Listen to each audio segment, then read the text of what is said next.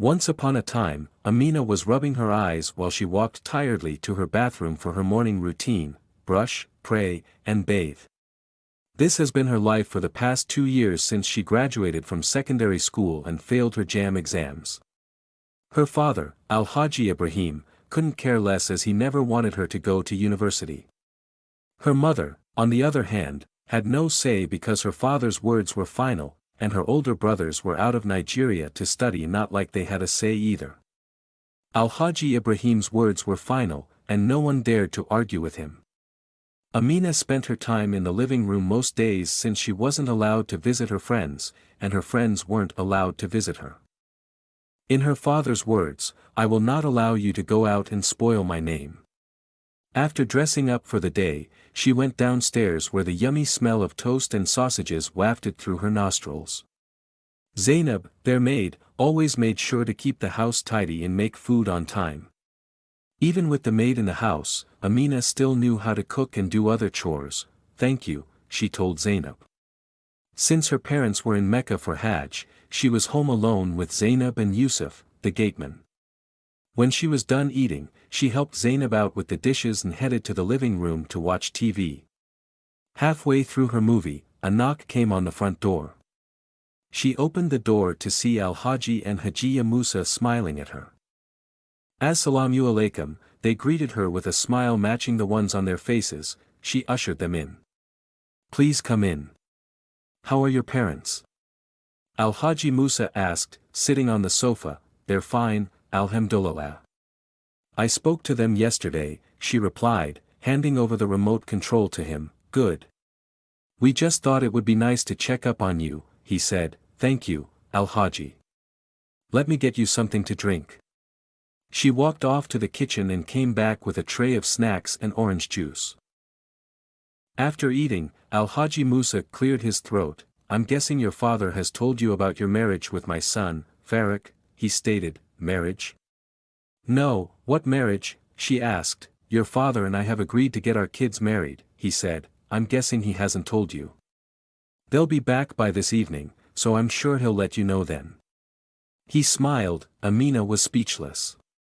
She couldn't argue with him because it was disrespectful, and her father would have her head if she tried. She nodded and forced a smile. "Good. We'll be on our way," he said and got up. His wife followed behind him, and they left the house, leaving Amina in the living room to drown in her thoughts. At about 5 o'clock in the evening, her parents returned home from the airport, and she helped them put some boxes inside. "How was your Hajj, Mama?" she asked her mom when they finally settled in. "Alhamdulillah, Amina. Your father and I bought a lot of things for you, and we have important news for you at dinner," her mom said excitedly. "Oh, you mean my marriage with Farak?" Amina raised a brow. "How did you know?" her mom asked. "I forgot to mention, the Musas were here earlier." "Oh, since you know, there's no point. We even ordered a wedding dress for you from Dubai. It should arrive any moment," her mom said excitedly.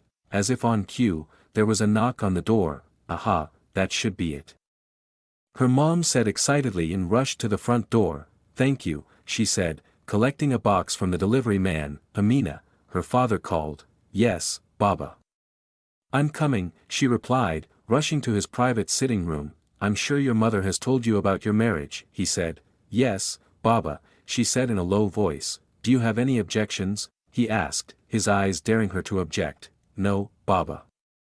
Everything is perfect," she replied. "Good. Now go downstairs to your mother and ask Zainab to bring some apple tea for me." Amina nodded and went back downstairs, telling Zainab the order before joining her mom. "Let's get you in this dress," her mom beamed, pulling Amina with her into her bedroom. "Mama, I want to go to university and get a good job. I want to get married to a man I'm in love with, someone I bring home to you myself," Amina told her mother. "Don't let your father hear you, dear. You'll have to get married to Farak, and trust me, he's a good guy." "But Mama, no buts, my dear. Now let's see how you look in this," she said, pulling the gown out of the bag. Amina nodded and got into the gown. It fit her perfectly, and her mom was proud of her choice. "You look beautiful, my child. I can't wait until the day you finally get married," she smiled, a tear coming to her eye. 3 weeks isn't a long time now, Medina, is it? Al-Haji Ibrahim said from the doorway, 3 weeks. Amina asked, do you have a problem with that? Her father asked, no, I just thought it was too soon. I mean, how will everything be arranged in such short notice? It seems you're forgetting who I am. He frowned. No, Baba. 3 weeks is just fine, she forced a smile. Good. Your brothers will be back home next week for your wedding, he said. Amina nodded and smiled at him. I can't wait. Preparations for the wedding dinner were in full swing as people walked in and out of the house, making sure everything was put in place. They had completed all the other marital rites and were left with just the wedding dinner. Al-Haji Ibrahim owned a 5-star hotel somewhere in Kano, where the dinner would be held. The hotel's event center was beautifully decorated with chandeliers hanging from the ceilings. When Hajiya Medina saw the decorations, she was proud of herself once again, as she was the one that called the decorator. The cake, which was beautiful and huge, stood in all its perfect glory in front of where Amina and Farak would sit. Cakes and frostings did a good job in making the cake stand out. After making sure everything was perfect, Hajiya Medina went back home to get ready.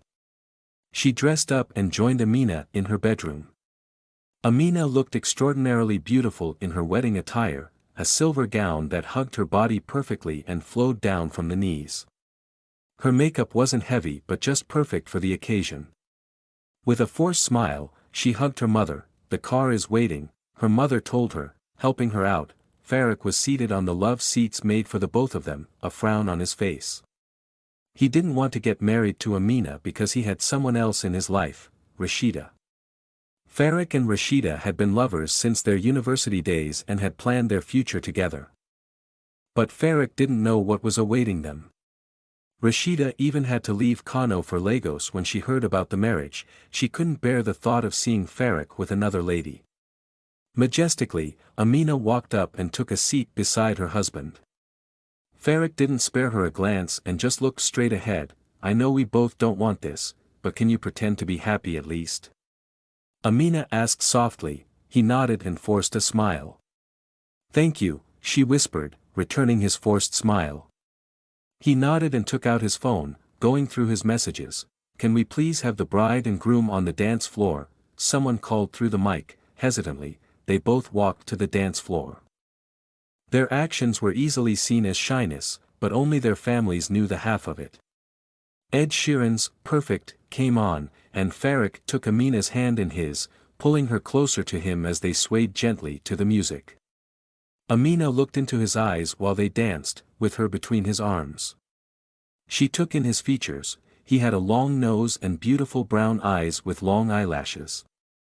His lips were pink and small and looked really kissable. Can this song come to an end already? Farak groaned. Amina snapped out of her daze and gave him a small smile.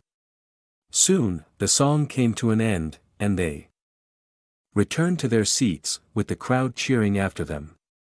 Soon after, the guests were served food and drinks with other side snacks. Pictures were taken, most of them with just Farak and Amina in them. Few of the pictures were taken with family members and friends.